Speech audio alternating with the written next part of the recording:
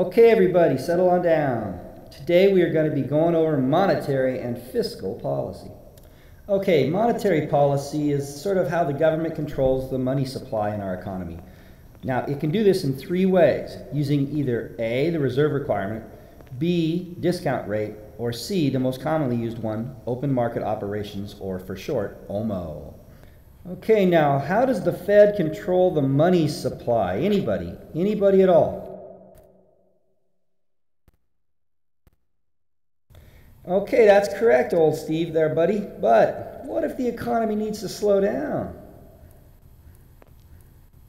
Nice job, Steven. You are smart as a monkey. Okay, so now that we know what monetary policy is, let's start going over the second tool that can be used, or the second policy. It's fiscal policy. And this is going to be used by the main government, the President and Congress. Now, they'll use spending and taxing to influence our economy. By using these two tools, they can change things dramatically. Now, how do these two tools change things dramatically? Well, let's start with taxing.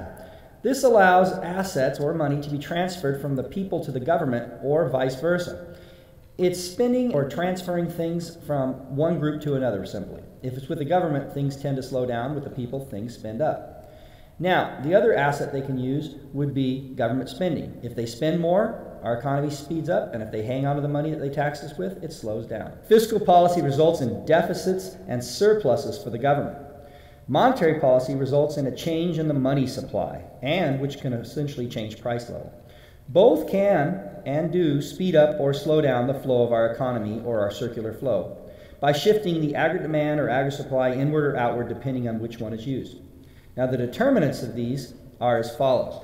Okay, let's start with the determinants that influence consumer spending. We'll start with consumer wealth. If people feel wealthier, then they're going to spend more money. If they feel poorer, they're going to spend less money. A good indicator of that is the stock market. The better it is, the better we feel. Or home values. The more value our homes have, the more we tend to spend money or borrow from it. Now, the second one would be consumer expectations. If the future looks good, people spend their money. They're not worried. If it looks bad, though, they hang on to their money. The next one is consumer debt. The greater debt we have, the less we tend to spend our money because we want to spend our money paying off our debt. So if our debt is small, we spend our money. If it's big, we spend our money on the debt, which doesn't help the economy. The last one is consumer taxes. And consumer taxes is simply if the government raises or lowers taxes. If they raise your tax, you have less money to spend, so your MPC will go down. If they lower your tax, you're going to have more money to spend, so your MPC tends to go up. Okay, next is investment spending, which deals with firms or businesses. Now, basically, there are two of them, but they work together. And the two determinants are interest rates and error. But they work together in this way. If interest rates are low, then businesses feel like they can make more money because they don't have to spend so much on their loan. So their error is much stronger. If interest rates are high, then businesses will have to pay back their loans, and it takes more money. So their error is going to be much smaller. Then basically that's going to affect how much money they want to borrow or not, which will speed up or slow down the economy by how much they spend to make stuff. Okay, the third one is government spending, but we won't even hardly talk about that, so I'm going to skip that one and move on to net export spending. So basically net exports. We're looking basically at two determinants there, and that is strength of foreign economies and exchange rates. Let's start with strength of foreign economies. If a foreign country feels rich or their citizens are doing very strongly, they're going to buy more American stuff, which will shift our AD out. If they're feeling poor, they're going to buy less, and we're going to export less, which shifts our AD in. Exchange rates are simply this. If our economy's exchange rates, if our dollar is appreciated where it's very strong, our stuff's too expensive, so they won't buy our stuff, so it'll shift our AD in.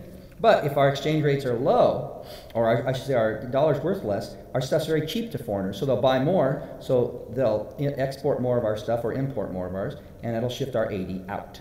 Okay, now let's go over the determinants of aggregate supply. Now, these determinants are input prices, productivity, and legal environment. Let's start off with input prices. Basically, any input that goes up or down in price is going to cost a business more or less money. Now, what are the inputs? Well, basically land, labor, capital, and entrepreneurs. So if any of those goes up or down in price, it's going to cause supply to shift in or out depending which way they go in price. The next one is the change in productivity. If we become more productive or efficient in making things, then we are going to shift short-run aggregate supply outward. Generally, this one never shifts inward. The last one is the change in legal environment. This is the rules that run our country set up by the government. The two areas they can affect us are business taxes or subsidies and government regulations. Business taxes, if they lower them, businesses feel richer and they make more stuff. Or if the government subsidizes, that means gives money to these businesses, they will also tend to make more stuff. The second one is government regulations, or just think of regulations or rules. The more regulations you have, the less